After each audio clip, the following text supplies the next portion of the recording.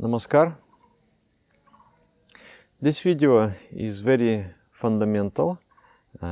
It is an important piece of the theory because many times I want to refer to it, but I realize that I have not recorded yet. This video is about consciousness and the attributes of the consciousness. Consciousness and energy, and three attributional forces of energy. It is fundamental to the yoga philosophy to consider the world to be an expression of consciousness. Everything in the universe is consciousness. In the crudified form, the world is simultaneously, there are many layers.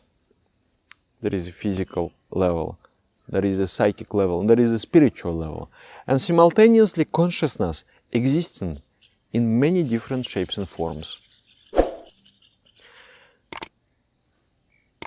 Practically, there is only one thing existing in this universe.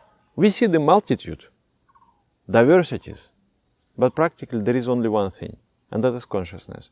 So how that one consciousness, how that God becomes so many things? You know, even in like in religions, in Christianity or everywhere, it is said that God was alone, and then He has created the universe. But from where He could have created the universe? If there was nothing, if there was only God, He must have created the universe from Himself, from His own nature, from His own existence. So consciousness is like the material. And that material, why is it so different? This leaf and this stone, they're very different, but they are the same consciousness. And I myself also. This leaf and in me is the same thing. But I look, no, that leaf is different from me. It is outside of me, and it looks different. It is different. So how one same thing becomes so many different things? Due to effects of creative energy. It's like the consciousness and energy. It's like two things in one. For example, the milk and its whiteness. You cannot separate. The fire and its burning capacity. You cannot separate. So similarly, consciousness and the energy of consciousness is one thing, cannot separate. But theoretically we can separate. So consciousness has an innate ability to be changed according to the play of energy. Then energy, another example. There is a lake, and that there is a water in the lake. And that water may become vaporized or may become frozen. Water is the same, but when the energy becomes very high, it vaporizes.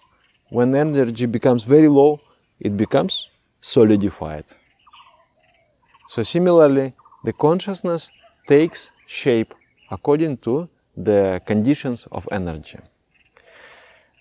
And the energy within has three modes. They are called gunas. Gunas means binding rope. Binding rope. So they are gunas for the consciousness. They are binding strings that bind the consciousness into some shape. So what are those three? Attributional forces.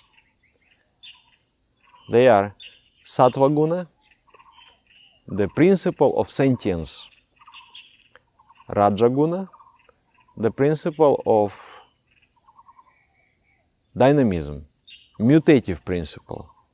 Mutative means something which is always changing, one shape into another shape, mutative principle. Then static principle, tamaguna. So remember those words: sattva guna, raja guna, tamaguna.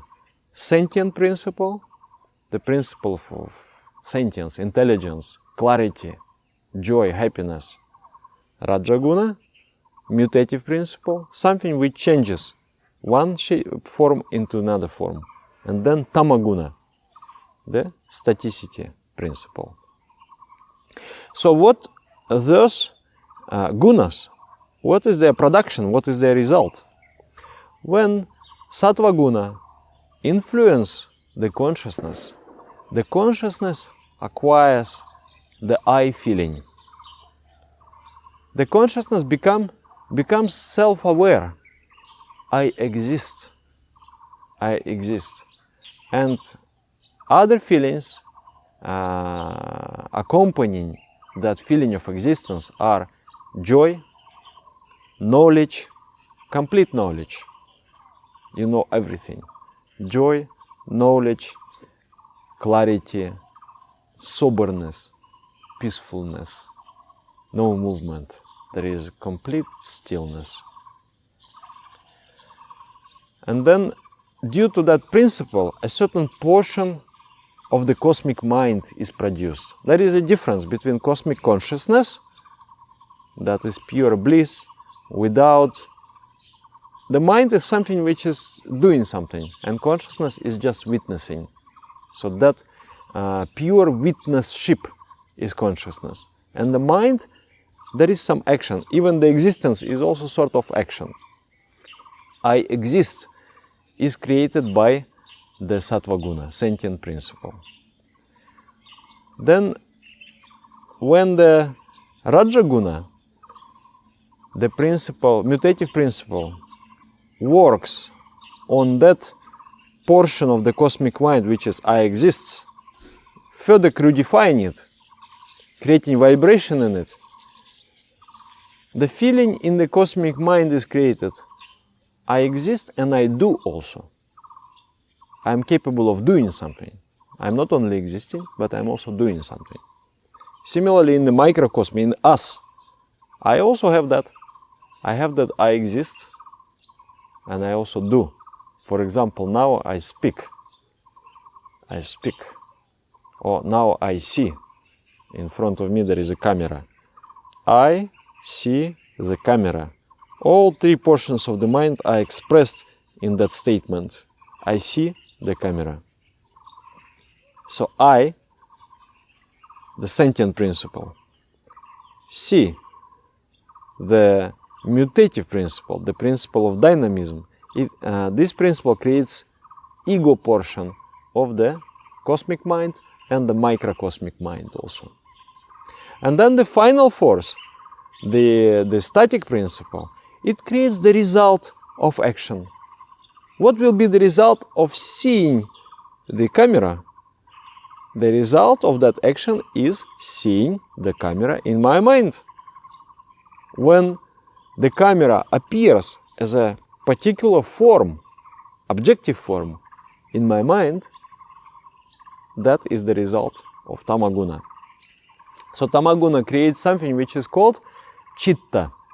Chitta means the objective portion of the microcosmic mind and the macrocosmic mind also. So when something objective is created, objective means something which I can see, something which I can hear, something which I can taste, etc. So objective, or even the idea, is still an objective thing.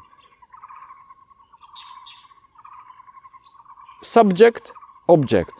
Subject is the one who is seeing, and object something which is seen. I am seeing something, I am the subject, and that something is an object. So when the objective portion of the mind is created, that is called chitta. Chitta, and it is under influence of static principle. So that static principle is the final crudification of the cosmic consciousness. So these three gunas, when they affect our mind, and they are affecting our mind, they create different feelings. according to combination of these three forces, there will be also degree of subtleness or crudeness of the created object. For example, this leaf, what principle is dominating there? Tamaguna, because it is very objective. It is an objective form. It is a creation within the cosmic mind. I can see it. I can perceive it. So that is the Tamaguna dominated object. My mind is not visible. So there is less Tamaguna there. And if my mind is very, very active, very subtle, then it is even less Tamaguna there. So how does gunas affect the mind? I will try to give some examples. When Tamaguna, the principle of staticity, is very dominant within, it creates the dogmatic thinking. Dogmatic thinking. You learn something, you learn some idea, you accept it as a truth without doubts, and you operate with that idea. It is a static object within your mind. It's not changing. So many people, they are dominated by Tamaguna, by the static principles. It's like the beginning of evolution. You are trying to overcome. The evolution is overcoming the influence of those gunas and coming back to the state of pure consciousness. So in the beginning, a lot of domination of static principle. So the person is not really thinking. He is just using what he has learned. Memorizing things and using what he has learned, but not really thinking. When the thinking comes, it is Rajaguna. I am doubting. I am always verifying the veracity of my beliefs.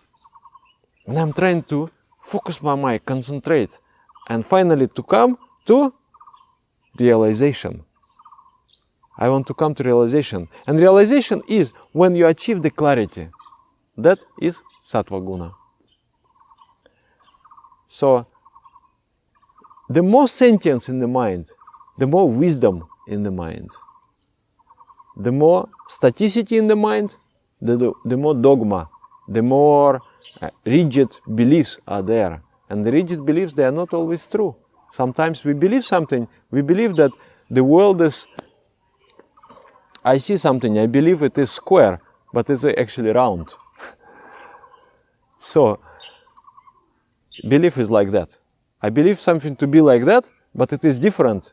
But I'm not paying attention to what really is.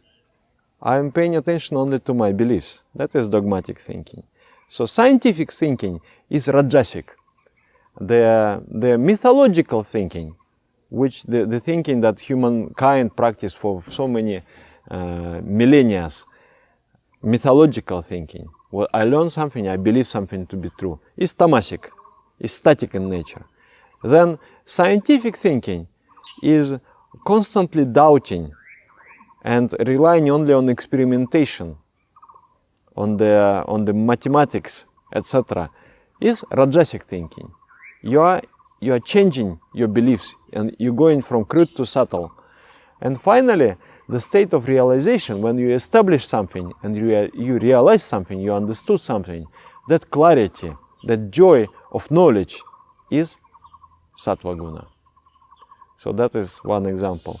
Also, I will keep coming back to this topic in the future videos because these gunas, they're permeating the world, they're penetrating the world. Everywhere, in every object, they are manifest. For example, in food, if you take certain food, that food will increase the influence of static principle over your body and mind. And there will be results, there will be consequences of that. Or some other food you will take, that food will increase the influence of sentient principle over the mind. And you become more wise, you become more intelligent, just by taking particular food. So knowing these laws of nature, it gives us a lot of advantages. Thank you very much. I hope you understood, at least to some extent, this topic of consciousness an energy. Energy binds the consciousness and gives attributions to that consciousness. Changes the shape of the consciousness, make it into something different. This variety of the universe is created by different degree of influence of the gunas, or these attributional forces, over the consciousness. This is the main concept. Thank you very much. Namaskar.